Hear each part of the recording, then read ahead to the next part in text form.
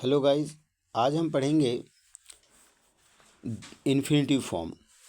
Infinitive form, जैसा कि आप जानते हैं कि इन्फिनेटिव फॉर्म तो मोस्ट इम्पॉर्टेंट है वर्ब की फॉर्म्स। तो अभी तक तो आप वर्ब की फॉर्म्स के नाम पे शायद 3 फॉर्म या ज़्यादा से ज़्यादा आप 5 फॉर्म के बारे में जानते होंगे, लेकिन उन फॉर्म से में सबसे ज़्यादा यूज़ होने वाली जो फॉर्म है वो है इन्फिनेटिव फॉर्म, जो सबसे ज़्यादा बच्चे को इंग्लिश बुक में यूज़ होती है। तो आज हम इन्फिनेटिव फॉर्म के बारे में पढ़ेंगे कि इन्फिनेटिव फॉर्म क्या होती है। तो इन्फिनेटिव फॉर्म स्ट्रक्चर 2+V1, अर्थात जब किसी वर्ब की फर्स्ट फॉर्म के पहले टू लग जाता है तो वह इन्फिनेटिव फॉर्म कहलाता है।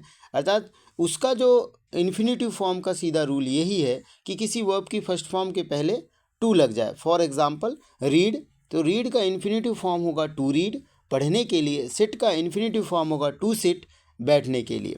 तो इसमें एक चीज़ ध्यान रखने वाली बात यह है कि इसमें वर्ब की फर्स्ट फॉर्म के पहले टू लग जाने से इन्फिनेटिव फॉर्म बन जाता है। तो वर्ब की फर्स्ट फॉर्म मोस्ट इंपॉर्टेंट याद रखना है, क्योंकि कई बार ऐसा होता है कि आप देख रहे हैं यहाँ V1, और आप देखेंगे कि कई बार ये नाउन के पहले भी यही टू यूज़ होता है। ये जो टू है नाउन के पहले भी, फॉर एग्जाम्पल टू स्कूल, तो ये जो टू स्कूल है, तो ये जो टू स्कूल है इसको आप देखेंगे तो ये टू स्कूल नाउन के पहले टू आया हुआ है। इसका मतलब यहाँ इन्फिनेटिव फॉर्म नहीं बना हुआ है। यहाँ ये जो टू है ये प्रेपोजिशन का काम कर रहा है, तो इसका यहाँ इन्फिनेटिव फॉर्म नहीं है। यहाँ इस टू का अर्थ निकलेगा कि और। जैसे आप बोलते हैं I am going to school, तो गोइंग टू स्कूल, तो टू स्कूल, तो आप देख रहे हैं कि इस टू के बाद सेम टू है TO2, और वहाँ पे भी हम बता रहे हैं कि इन्फिनेटिव फॉर्म में भी टू होता है।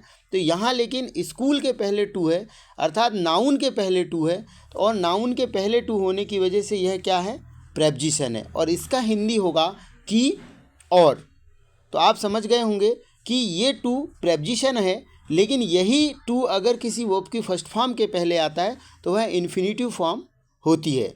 अब इन्फिनेटिव फॉर्म का हम देखेंगे हिंदी आईडी कि हिंदी मीनिंग क्या होता है। तो यहाँ आप देखेंगे कि वर्ब के हिंदी के अर्थ में ना को के लिए, ना को ने के लिए में बदलते हैं। अर्थात जब आपने देखा होगा कि हिंदी की किसी भी वर्ब में हिंदी की जो क्रिया है, जिसको हम क्रिया कहते हैं, खाना, पीना, जाना, खाना, खेलना, तो ये पढ़ना, लिखना, तो आप देख रहे हैं कि हिंदी में क्रिया के लास्ट में क्या आता है, ना आता है। तो ये ना को काय में परिवर्तित करना है, ने में परिवर्तित करके के लिए जोड़ना है।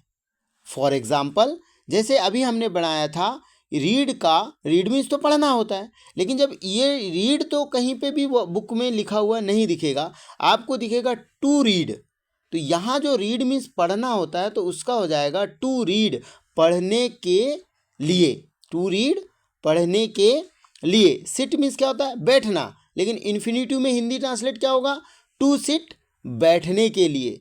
बहुत सारे लोग इसका अलग अलग प्रकार से निकालते हैं, बिल्कुल सही और राइट प्रोनाउंसिएशन इसका यही है, टू सिट, बैठने के लिए। एग्जाम्पल देखते हैं, जैसे यहाँ लिखा हुआ है प्ले, प्ले मीन्स क्या होता है, खेलना, लेकिन टू प्ले, खेलने के लिए। रीड मीन्स पढ़ना, तो टू रीड, पढ़ने के लिए। अब मोस्ट इंपॉर्टेंट ये तो समझने की बात हुई कि भाई इन्फिनेटिव में ना को ने में बदल कर के लिए जोड़ना है, लेकिन मोस्ट इंपॉर्टेंट इसकी भी ड्रिल प्रैक्टिस, सबसे इंपॉर्टेंट है मोस्ट ड्रिल प्रैक्टिस। तो ड्रिल प्रैक्टिस के लिए वर्ब लिस्ट आपको हमने प्रोवाइड करा दी है।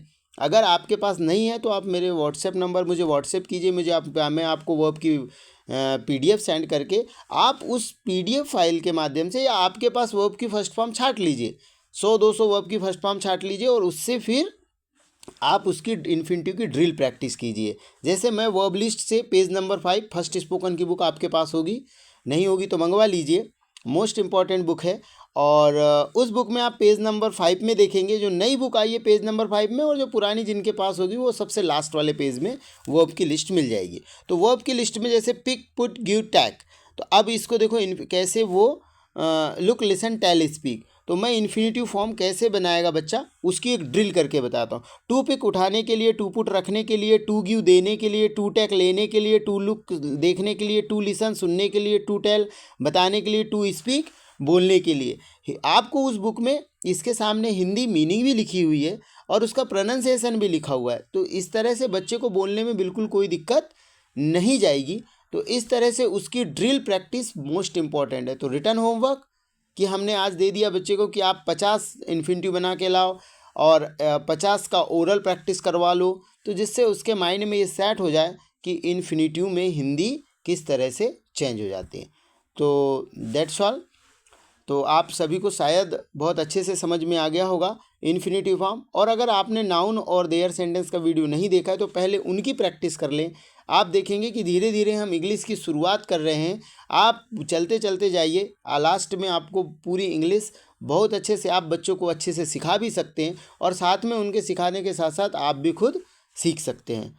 तो दैट्स ऑल, थैंक यू। अगले वीडियो में फिर से मिलते हैं।